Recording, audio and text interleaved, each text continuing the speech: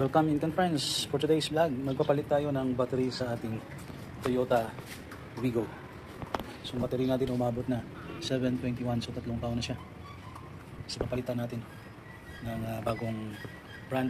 Yung bili natin, kinuha natin ito, yung Amaron 20L 42B. Ito yung ating ipapalit na battery. So this is Amaron. So sa province price umabot ito ng 5,100. Ito yung ipapalit natin na Amaron battery. Okay, so isa natin yung pagtanggal ng ating battery. So meron tayong negative, positive. Unahin muna natin natanggalin ito, yung lock.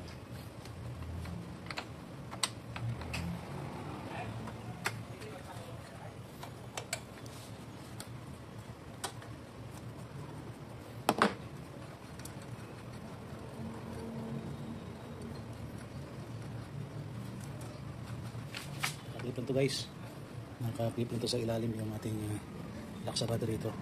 Press natin dito, lalabas na yan. So, yan. So lalabas, pwede na natin itong hilain pataas, yan. Okay, so doon yan. Meron din sa kabila. Yan. So ito na guys, tanggalin natin. So makuha na natin yung lock. So tanggalin natin yung battery guys. Makatapos natin makuha yung lock, tanggalin natin yung battery. So unahin natin yung negative, tapos yung positive. Yan.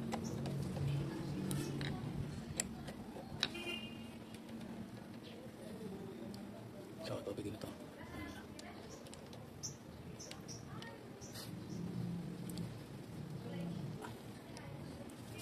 Gawin natin ng, so para matanggal natin ito guys, dahil dito man, gamitan natin ng screwdriver para matanggal natin.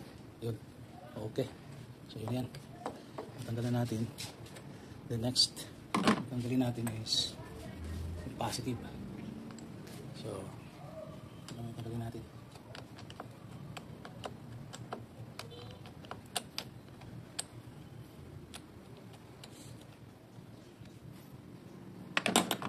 Yung gagawin natin guys, ito, yan, para matanggalin natin yun. So nakuha na natin ang negative at saka yung positive. So ito rin guys, ito na yung battery natin. Tanggalin na natin ito sa kanyang lalagyan. Alright, so punasan muna natin dyan. So ito yung nilalagyan.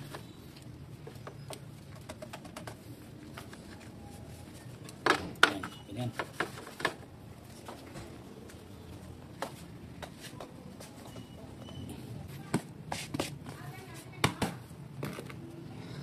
So kabit na natin to bago.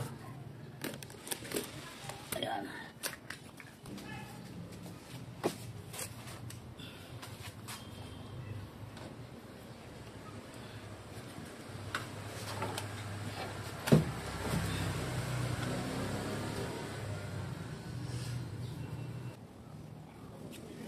Positive.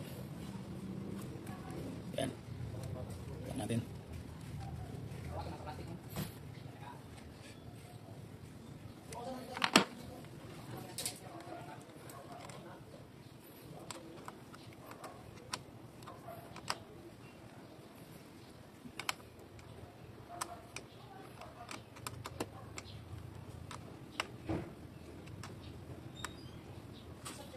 Next, negative.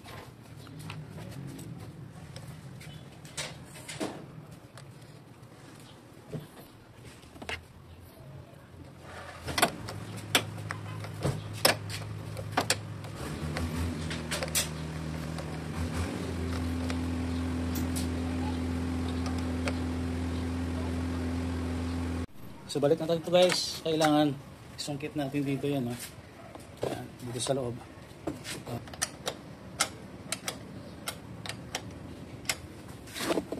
Oops, after that, ito naman yung sa kabila. So testing na lang natin guys, dahil napalitan na natin. Testing na lang natin.